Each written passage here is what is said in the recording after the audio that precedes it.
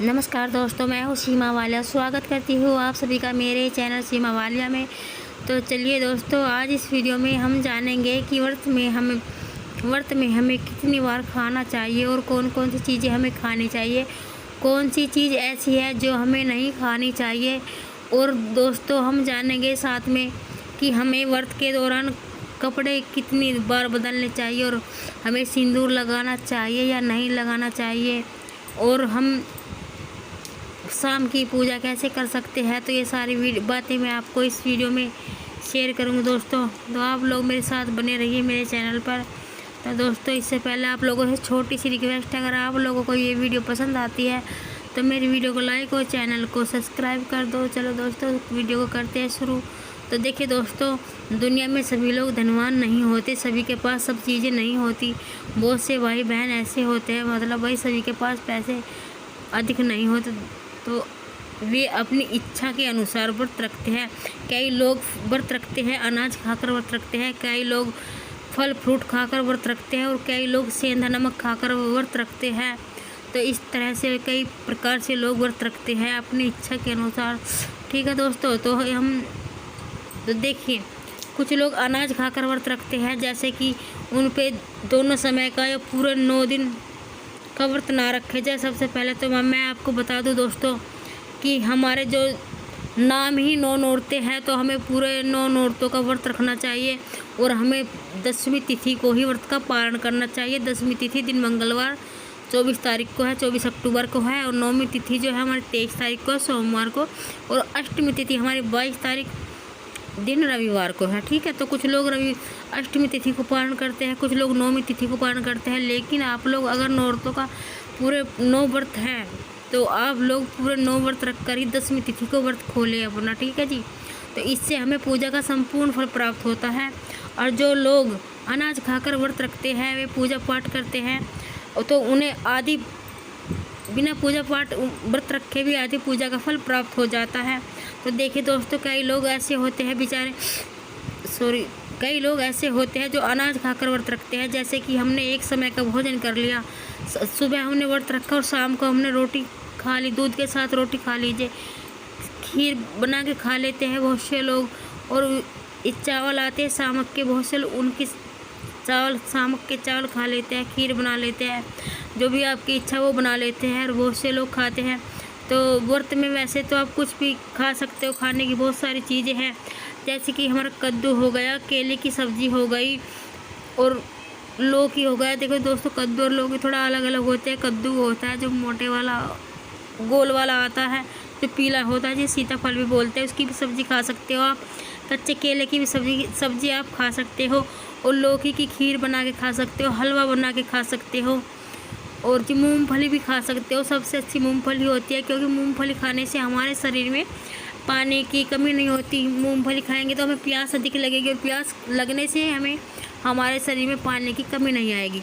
ठीक है दोस्तों, कुछ लोग ऐसे होते हैं जो मीठे व्रत रखते हैं, केवल फलाहार का ही सेवन करते हैं, फल फ्रूट ही खाते हैं, जैसे कि सेब हो गया, केला हो गया, मौसम्बी हो गई, और अनार हो गए, पपीता हो गया।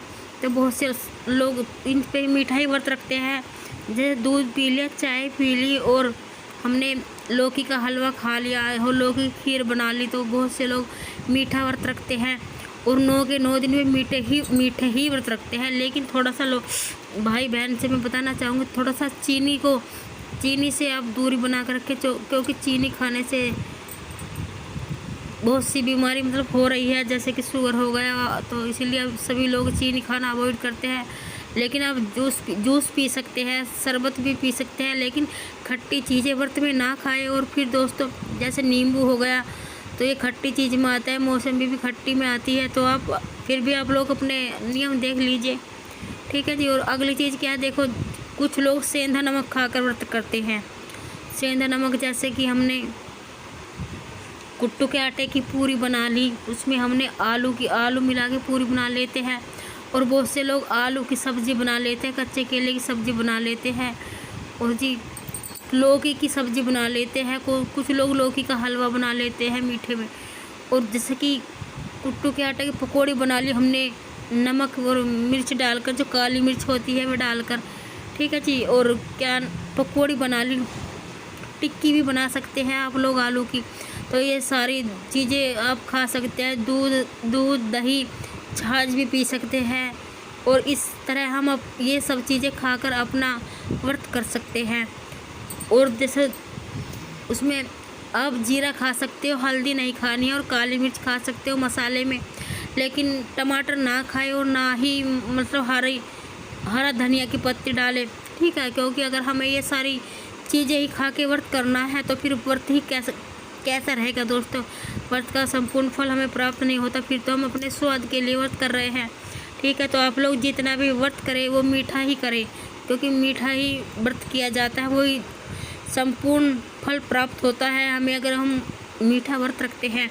और दोस्तों अब बारी आती है कपड़ों की। तो देखिए दोस्तों, हमें सुबह से स्वच्छ कपड़े अपने घर में सुबह उठ जाना है व्रत के दौरान, और सारे घर की साफ़ सफाई करके गंगा जल का छिड़काव करना है। और जिस कमरे में हम पूजा घर है, हम मंदिर लगा रखा है पूजा का, हमने चाहे अगर आपका सेपरेट कमरा है तो आप वहाँ बासी कपड़े बासी मुँह लेकर ना जाए। अगर आपका जो रूम है, बहुत से लोग रहते हैं रेंट पर रहते हैं, तो उनके पास एक ही कमरा होता है, उसी में उन्हें पूजा का स्थान लगाना होता है।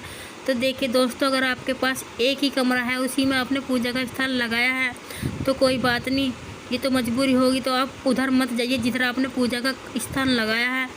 और दूसरी बात ये है, उसमें आपको झाड़ू नहीं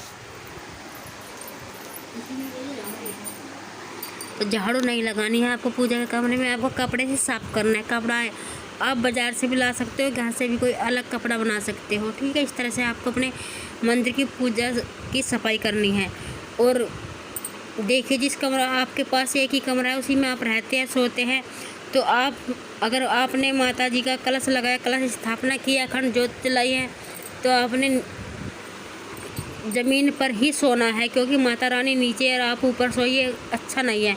तो आपको भी नीचे ज़मीन पर ही सोना है, ठीक है दोस्तों। और जो हम दिन में कपड़े पहनते हैं स्वस्थ, मतलब आप पाठ कर रहे हैं, अध्याय कर रहे हैं, और आपको बाथरूम जाना है, टॉयलेट जाना है, मतलब बाथरूम जाना है, तो आप अपने कपड़ों को चेंज कर दीजिए और हाथ मुंह धुल लीजिए, ठीक है। और इस तरह से आप माता जी की दोनों समय पूजा करें, और शाम के समय आप वस्त्र बदल कर ही पूजा करें, और दोनों टाइम माता जी की आरती करें। और हवन के लिए आप एक तो वो आता है, हवन का बर्तन ही आता है अलग से, और वो नहीं है आपके पास तो एक छोटा सा मिट्टी का बर्तन आता है, उसमें आप कपूर की टिक्की या टैबलेट सी जो आती है गोली, कपूर को रखकर उसकी भी आरती कर सकते हो दोनों समय, तो उससे हमें हवन जैसा ही फल प्राप्त होता है। और माता रानी को प्रसाद में लौंग और इलायची ज़रूर चढ़ाए दोस्तों, ठीक है। तो इस तरह से हमें वस्त्र बदलने हैं, साफ़ सफाई स्वच्छता का व्रत में ध्यान रखना है। और देखिए, व्रत में ऐसी तो मना ही नहीं है कि आप लोग खा नहीं सकते, लेकिन अपना इतना ही खाए। जैसे बार बार भूख लग रही है तो बहुत से लोगों को अपना पेट भर लिया, तो जब पेट भर के खा रहे हैं तो व्रत काहे का होगा दोस्तों। तो व्रत में मतलब आप खा सकते हैं, शकरकंदी भी खा सकते हैं, गाजर का हलवा भी खा सकते हैं, गाजर खीरा ये सब चीज़ें सलाद में खा सकते हैं, दूध पी सकते हैं, चाय पी सकते हैं, शरबत पी सकते हैं, ठीक है। लेकिन दोस्तों इतना ही खाएं, लिमिट में खाएं। अगर आपको बार बार भूख लग रही है तो कोई बात नहीं, थोड़ा थोड़ा आप खा लीजिए, पानी पी लीजिए, ऐसी कोई मनाही नहीं है। आपको 2 बार ही खाना है, लेकिन फिर भी आपको ज़्यादा नहीं खाना, लिमिट में ही खाना है, क्योंकि व्रत तो व्रत होता है। और इस तरह हमें पूजा का संपूर्ण फल प्राप्त होता है। और हमें अपने सुबह सूर्य उदय से पहले उठना है व्रत में, और अच्छे से स्नान ग्रहण करके माता रानी को भी स्नान कराना है, और अच्छी तरह पूजा अर्चना करनी है, ठीक है दोस्तों। तो बस ये वीडियो हमारा यहीं तक का था। अगर आप लोगों को ये वीडियो पसंद आता है तो मेरे वीडियो को लाइक और चैनल को सब्सक्राइब कर दो। और फिर मिलूँगी आपसे एक नई वीडियो में, तब तक के लिए नमस्कार दोस्तों।